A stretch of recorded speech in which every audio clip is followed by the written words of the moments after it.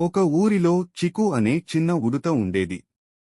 ఆమె పరిపూర్ణమైన ఆసక్తితో నిండినది మరియు ఎల్లప్పుడూ కొత్త విషయాలు తెలుసుకోవాలనే కోరిక కలిగి ఉండేది. ఆమె రోజంతా గింజలు సేకరించేది, తన స్నేహితులతో ఆడేది మరియు అడవిలోని రహస్యాల గురించి ఆలోచించేది. ఒకరోజు ఒక పెద్ద గద్ద రహస్య నది గురించి చెప్పింది.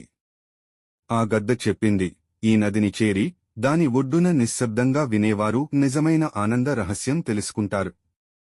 చికుకు ఇది ఆసక్తికరంగా అనిపించింది, అందుకే ఆమె నదిని కనుగొనాలని నిర్ణయించుకుంది.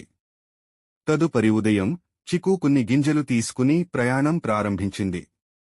మార్గంలో ఆమె ఒక చిన్న చీమను చూసింది. అది ఒక పెద్ద ఆహారం ముక్కను మోసేందుకు ప్రయత్నిస్తోంది. చికు, నీవు ఎక్కడికి వెళ్తున్నావు? చీమ అడిగింది. నేను రహస్య నదిని కనుగొనడానికి వెళ్తున్నాను, చికు ఉత్సాహంగా చెప్పింది. అది గొప్ప విషయం. కాని ముందు నాకొక సహాయం చేస్తావా?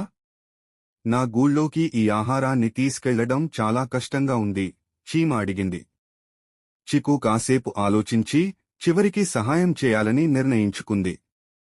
వారు కలిసి ఆ ఆహారాన్ని చీమ గూళ్ళోకి తీసుకెళ్లారు.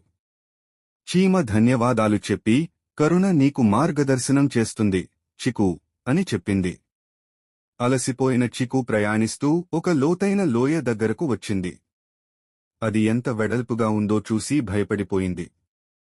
అప్పుడు ఒక తెలివైన తాబేలు అక్కడకు వచ్చి, భయపడాల్సిన అవసరం లేదు, చిన్న ఎలుక.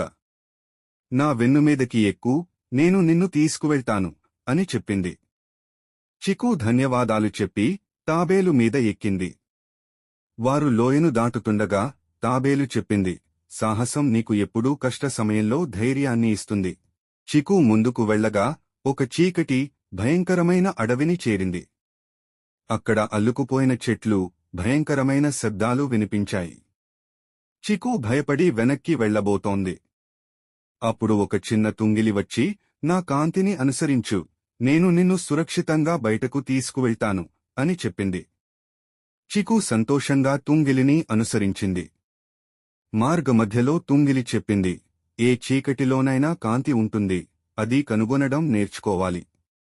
కొన్ని గంటల ప్రయాణం తర్వాత చికు రహస్య నది చేరుకుంది. అది తారకలాగా మెరిసిపోతూ, మధురమైన సంగీతాన్ని వినిపిస్తూ అందంగా ప్రవహిస్తోంది. చికు ఆసక్తిగా నది వద్దకు వెళ్లి, రహస్య నది, దయచేసి నువ్వు నాకు నిజమైన ఆనంద రహస్యం చెప్పగలవా అని అడిగింది. నది మృదువుగా నవ్వి ఇలా చెప్పింది, నిజమైన ఆనందం కరుణ, ధైర్యం మరియు కష్టకాలంలో కూడా నమ్మకాన్ని కలిగి ఉండటంలో ఉంది. ఈ పాఠాలు నీ ప్రయాణంలోనే తెలుసుకున్నావు. వీటిని పాటిస్తే ఎప్పుడూ ఆనందంగా ఉంటావు. చికు ఆనందంగా అడవికి తిరిగి వచ్చి తన స్నేహితులకు తన కథను చెప్పింది. ఆ రోజు నుంచి చికు కేవలం ఒక ఆసక్తికరమైన ఉడుత మాత్రమే కాదు, అందరికీ స్ఫూర్తి ఇచ్చే నాయకురాలు అయింది.